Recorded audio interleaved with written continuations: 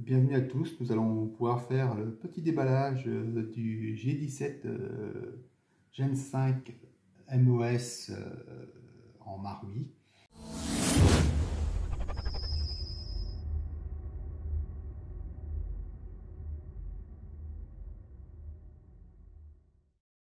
Gagné grâce au Tipeee de Ding Chavez, que tout le monde connaît. Dans l'airsoft français, c'est une sommité si j'ose dire. Il sera content que je dise ça d'ailleurs. Vous pouvez voir que j'ai une petite dédicace de sa part. Hein. Amuse-toi bien, Ding. Ça vaudra de l'argent, ça va mettre ça de côté, ça vaudra des sous, ça. Je suis sûr que ça va valoir des sous, ça. On va commencer. Donc, on enlève le petit Poyan. Ah, je précise, c'est mon premier Marui. J'ai mon premier Marui. On va pouvoir faire une petite vidéo sympa comme ça. Hop, on enlève les Poyan. La petite boîte bien sympa. Ouverture. Le petit patch offert par Ding, cadeau. On remarque la boîte. Elle est super quali la boîte. Ouais, franchement, ils doivent mettre le pognon dans le packaging. On ouvre. Hop. Les petits manuels Marui. La petite languette pour les tirer. C'est toujours sympa. Et le G17. On voit les différents dosseraits. Le chargeur additionnel. Parce que j'ai deux chargeurs avec. Ding m'a offert un deuxième chargeur. La petite boîte avec les accessoires.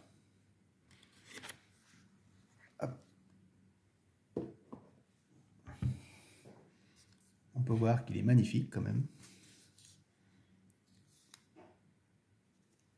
Superbe G17.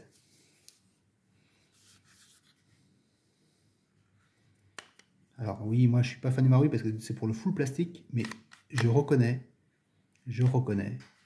que la glissière est de super bonne qualité. Elle est froide quand on la touche, c'est impressionnant. Elle est froide, elle est vraiment froide quand on la touche. Et le rendu est bien. Donc on va la comparer à mon PA principal qui est le 19X de chez Umarex. Petit comparatif côte à côte. Ouais. Ils sont superbes. L'un sur l'autre. Hein. On voit bien le G17, le G19X.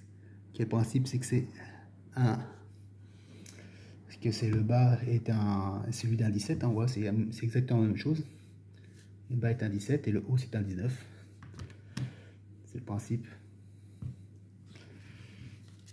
On compare. On peut voir les deux viseurs avec les D points pour sur le 19X. Et là avec un C pour le G17. J'avoue que le C, c'est pas mal du tout pour prendre la visée. J'avoue, comparer. Quand on compare, pas photo. Hein. Bon, il est un peu usagé, il a 3 ans maintenant, mais ouais, c'est beau quand même. Le cycle est très très sympa. Ça accroche pas d'un poil. C'est très sympa. Comparé à mon 19, à mon 19X, qui est un peu moins souple. On est un peu plus vieux. L'entretien était fait pourtant, un peu plus vieux, mais par contre, il kick beaucoup plus fort. Glissière en alu oblige. Le chargeur, ça rentre comme papa dans maman. Et sur le G17, c'est pareil. On va comparer les chargeurs.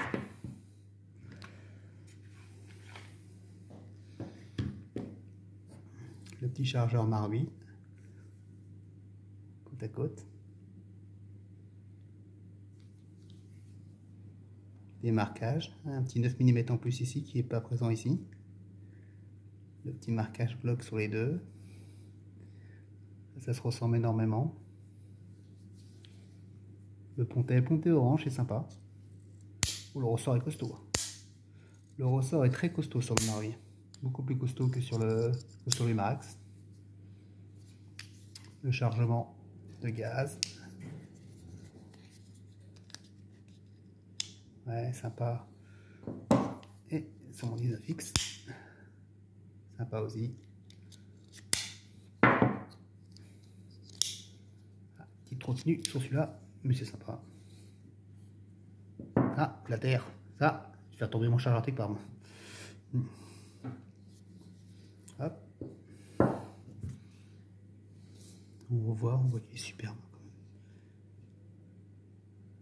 Ouais.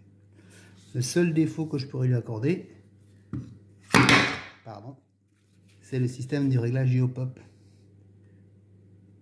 Sur celui-ci, on peut le faire de l'extérieur sans avoir à démonter. Celui-ci, c'est le système ici. Je ne sais pas si on va bien voir. Ouais, c'est ici, à l'intérieur. Ah, bloc la culasse en arrière. Ouais, voilà la petite machine, la petite rondelle dentée, un petit peu moins pratique avec un petit tournevis, ça se règle, mais un petit peu moins pratique. Allez, on va comparer le kick. Kick du G17.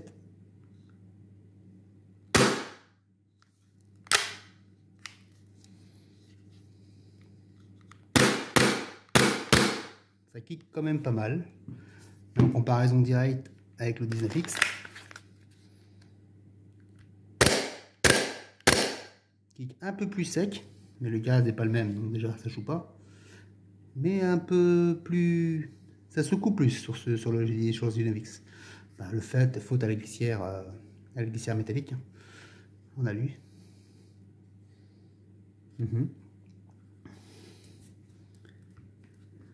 J'ai pas fait attention. Aussi le marquage, c'est vrai que sur le Marui, ça fait sécurité. Ce qui n'est... Ah, bon, il faut des gros ongles, mais bon.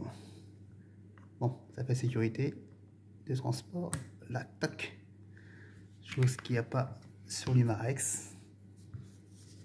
On voit qu'il y a un marquage supplémentaire sur l'Imarex qui est ici. 6 mm. Qui n'est pas présent sur le Marui. On va la sécurité. Oh, les bons ongles. Il n'y a pas de marquage. De marquage Airsoft ou de marquage Marui. Non,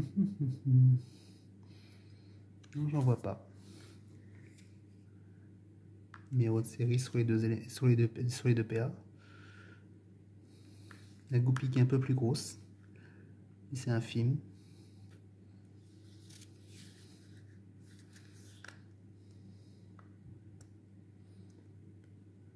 Bon, on voit qu'il est du vécu celui-là. Ouais. Et la compatibilité des chargeurs. On va voir déjà si le Marui rentre dans le Glock. Ça rentre pas, tiens.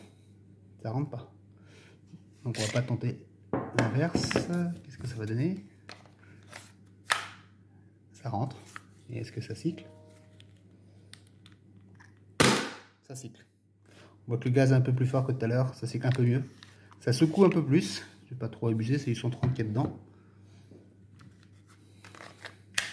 Bon à savoir, les chargeurs sont pas compatibles, enfin dans un sens mais dans l'autre. Rétro-compatible donc pour le Marui, on peut mettre d'autres chargeurs, hein, mais pas par contre dans l'autre sens. Nouvelle technologie oblige, je suppose. Bon, l'avantage c'est que c'est un MOS pour pouvoir démonter directement et mettre un RMR, chose qu'on ne peut pas. Hein, faut pas. Après, le look à RMR, faut accepter, hein, faut savoir jouer au RMR. Moi j'en ai un sur mon Sécutor, j'avoue que je m'en sais pas des masses. Ben, merci à tous d'avoir regardé cette petite vidéo et je vous dis à la prochaine.